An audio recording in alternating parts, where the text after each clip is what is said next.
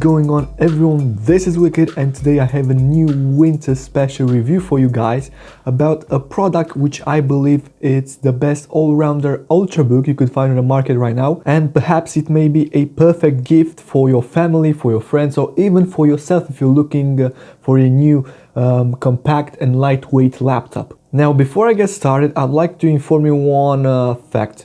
This is gonna be an honest review about this baby. I've been owning it for more than 9 months. It's been my main programming laptop, my main programming gadget since then.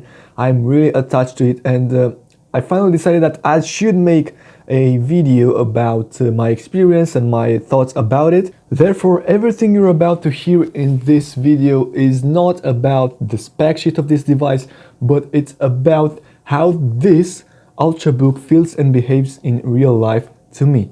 This is the Asus Vivobook S15. To be exact, the model I have here in my hands is the S510UN. Now, at the beginning of the video, you may remember I said that this is the best all-rounder Ultrabook you may find on the market right now. Let me tell you why.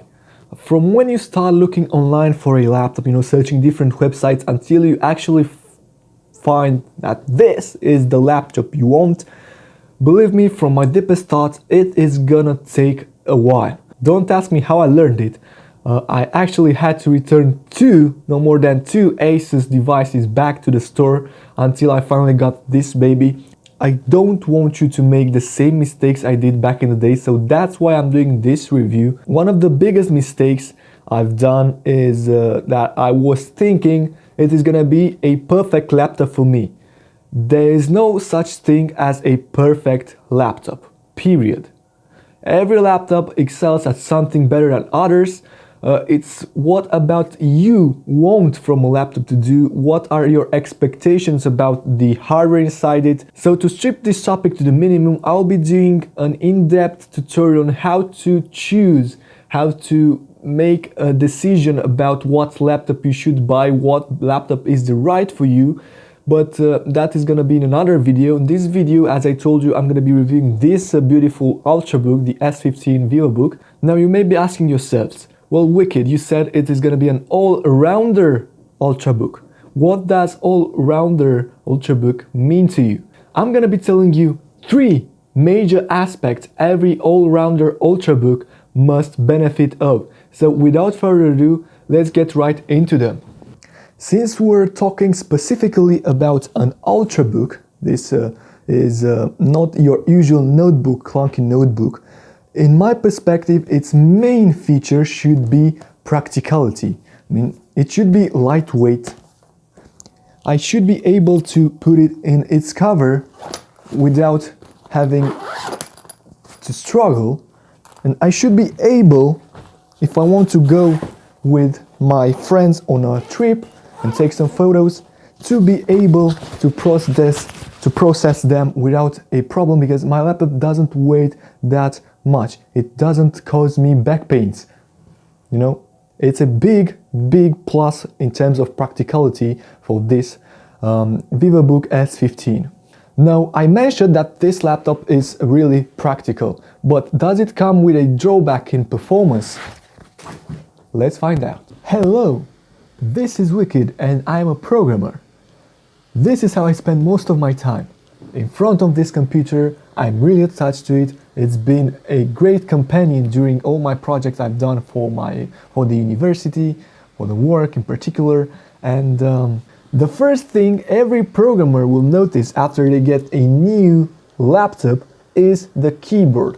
How it feels, how it sounds, how it behaves. Now, it is really important as a programmer to write code efficient and fast.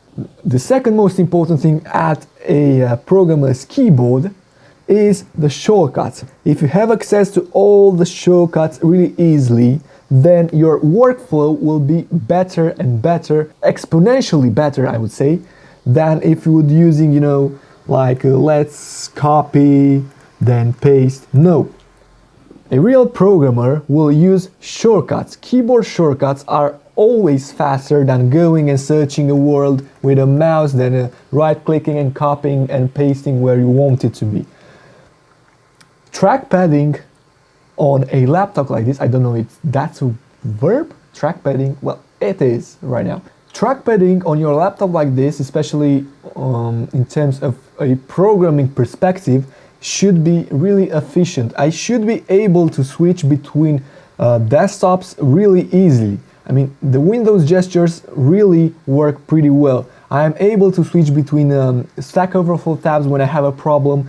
I'm able to watch a YouTube video really fast without having to wait a lot of time. Everything is going as it should be without any miss. When I'll have a window of spare time, of free time, I also like to play Euro Truck Simulator, for example, without having any problems. I mean, it's pretty damn smooth. This is how a laptop should behave. It should be your perfect companion as this was in my last 9 months after I bought it. It is a perfect laptop and it switches between desktops really smoothly. I can switch fast with the shortcut control Windows arrow keys, left and right arrow keys. I mean, what else you may want as a programmer from a laptop, and not only as a programmer. This was the second most important part of a Ultrabook, of a all-rounded Ultrabook, as I said in the beginning, along with the practicality. So this performance section is also the second most important thing. The thing is that it doesn't matter if you're a programmer, if you're typing into the Microsoft Office, if you're just playing games with it, if you just want to use it for university projects, it doesn't really matter. This laptop, as I have it configured right here, runs without any problems or whatsoever. Don't think you can compare it to a desktop, for example, because that's not the purpose of an Ultrabook, guys.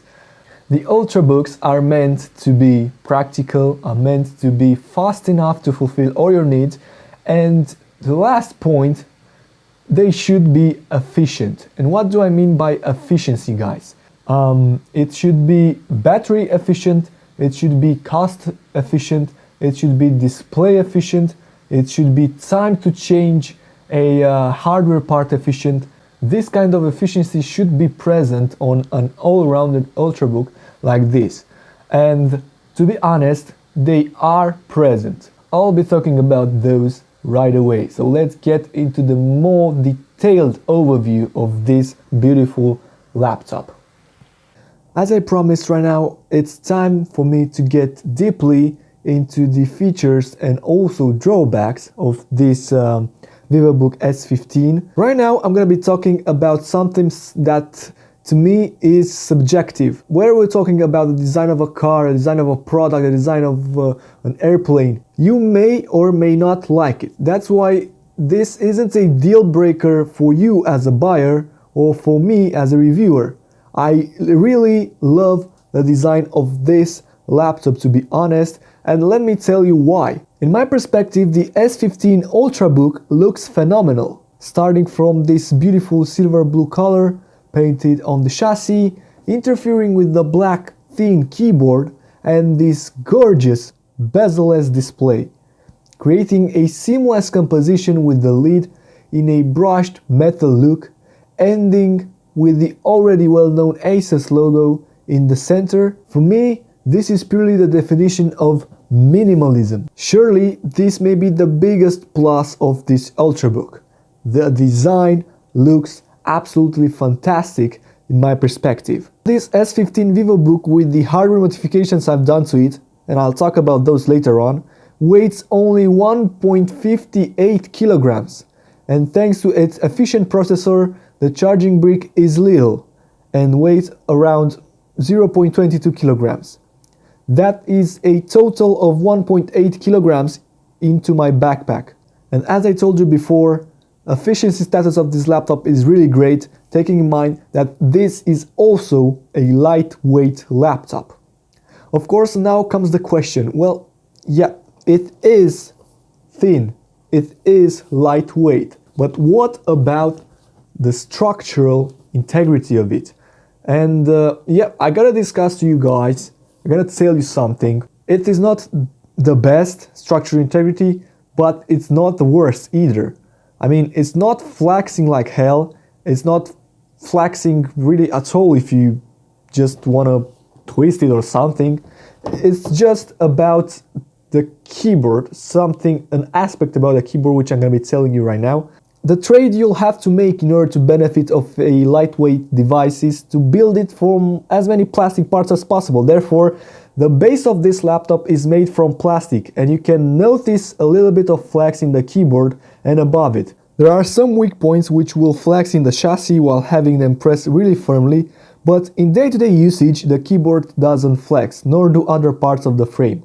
Another plus and minus of this notebook is the keyboard and the touchpad. I will start with the negative part, and that's the touchpad, which works perfectly fine about 95% of the time, but that 5% really bugs me out. It is made from plastic, not glass, has clickable buttons, Elan drivers with Windows precision gestures, everything seems okay with it, but sometimes it simply lags, skips and does not recognize the input properly, and it takes about 10 to 15 seconds to get back to normal, which is really frustrating. A quick fix is to re-enable it using the function plus F9 key on the keyboard. In contrast, there is this beautiful layout keyboard, and I'm glad Asus took it step further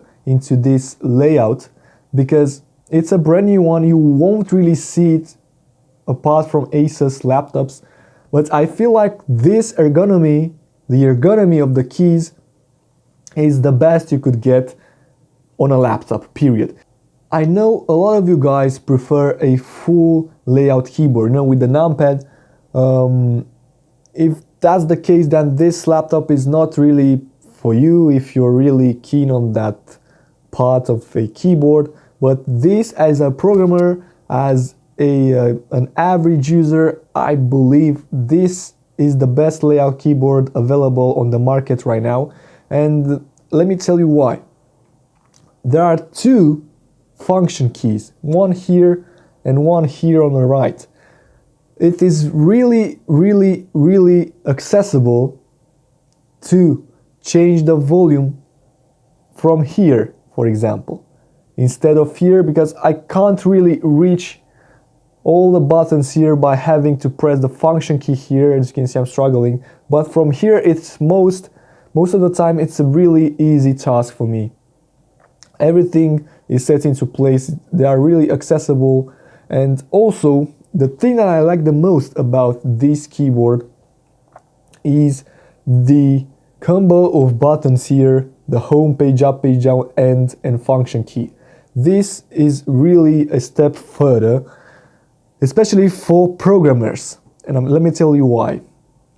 In programming, hitting end on a line gets you, as usual, to the end of the line. It is so useful to combine the home and the end in order to delete the entire line, maybe without having to retain some shortcuts, scrolling to the web pages with page up and page down without having to press or to swipe down with the cursor or the mouse. These are some little tweaks you may not find the utility of right now, but believe me, they are really useful. All the keys are click-it style with a travel distance of 1.4 millimeters, which makes the interaction with it really pleasant. The LED backlit is also beautiful, having 4 stages of intensity: off, low, medium and high. Let's continue this input section here. We talked about the keyboard, we talked about the trackpad. Now let's get into the connectivity area regarding all the ports from the right side to the left side of this beautiful laptop. The Vivobook S15 benefits of a wireless dual band antenna, a Bluetooth 4.2, 2 USB 2.0, 1 USB 3.0, an HDMI port, along with the SDHC one, a godsend port for content creators, an audio 3.5mm jack which works with headphones with integrated microphone, an USB 3.0 Type-C port which unfortunately you cannot charge the laptop from, and finally a charger input for the 65-watt fast charging adapter. Look, in the majority of cases, most of the people will place their mouse onto the right side of the laptop. Having them every single device connected here, it may look a little bit clunky. It's not a deal breaker by any means. I mean, you can live with that. I hardly connect anything to my laptop instead of the charging cable. Everything is wireless. The world is moving on to a wireless state. That doesn't mean I have to agree with what Apple did with their MacBook, having only 4 USB Type-Cs and that's all. That's not how you do it. I'd better have them and not use them than not having and have to use them. That's my point here. Instead of that, everything looks and feels spectacular. Earlier when I was talking about the weight of this laptop, I said that I did some modifications to it. I was talking about some internal modifications. Unfortunately, I didn't record what modifications I did. I replaced the HDD, I got it out, and that may cause it a drop in weight. Hard disk drives are kinda old, and to me, if there's an option to upgrade one of my gadgets to make it faster, I'll certainly do it ASAP. So I replaced that heavy HDD with an SATA 3 128 SSD which has Linux on it. Things were getting better and better performance-wise. 128 gigs aren't enough for running Windows as a programmer, so I decided to go for a Kingston 512GB M2 SATA SSD to fulfill the open slot M2 slot. As a quick fact, I was trying to get an NVMe drive into that M2 SATA and it didn't work. Along with those, I've also bought another 8GB RAM stick, which I inserted into the open slot. The notebook itself, the Ultrabook itself comes with 2 slots. One is occupied by an 8 stick, another one I bought it the same 8 stick and inserted them. Now I have 16 gigs of RAM, and the total cost of those components was about $250. So $250 for the amount of performance I got. This is really cheap, believe me. And let me tell you one fact. You can achieve the same level of performance by just buying a 256GB SSD for Windows or programs, along with the 1TB HDD which comes with the laptop if you want to keep the files, the photos, the movies and so on and so forth. You won't need a faster drive for static files, but for moving files, for copying from a directory to another, for creating folders, for working on projects, an SSD is a godsend feature. What I'm trying to say is that you won't need as much power, as much space, as much memory as I do.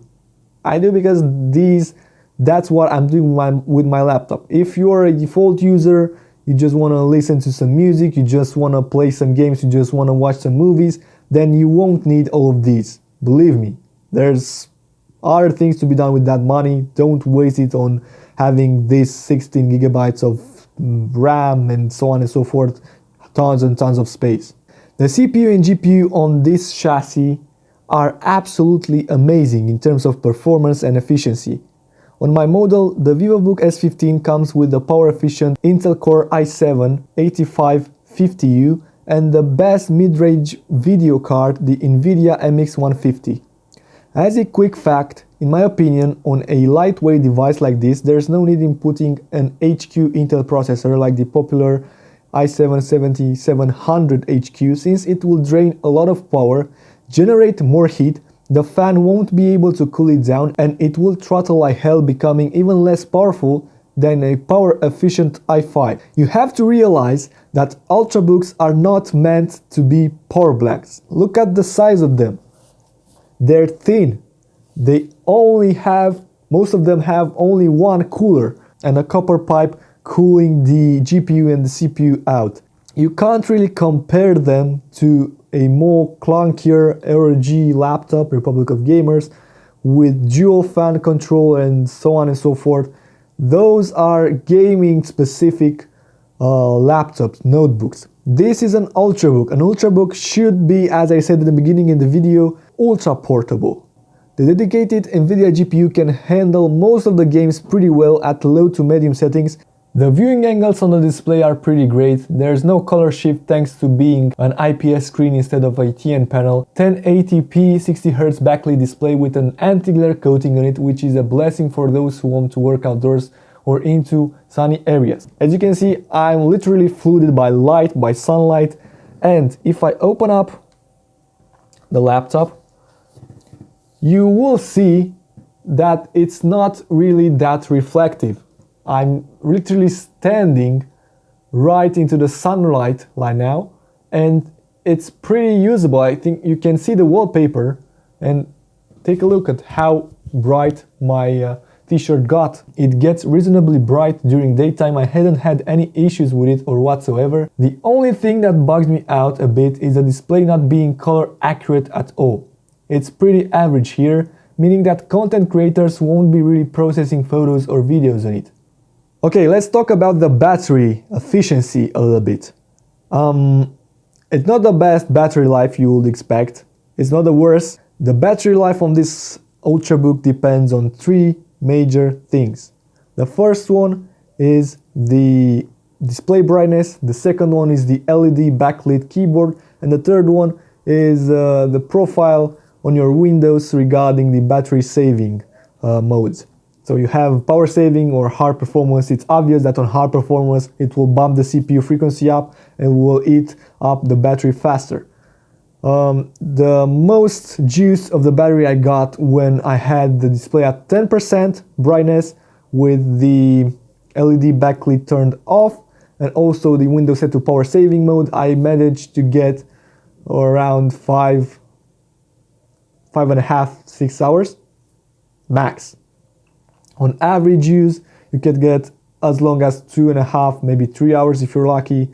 In intense usage, you're looking at about 1 hour max, and I'm not exaggerating.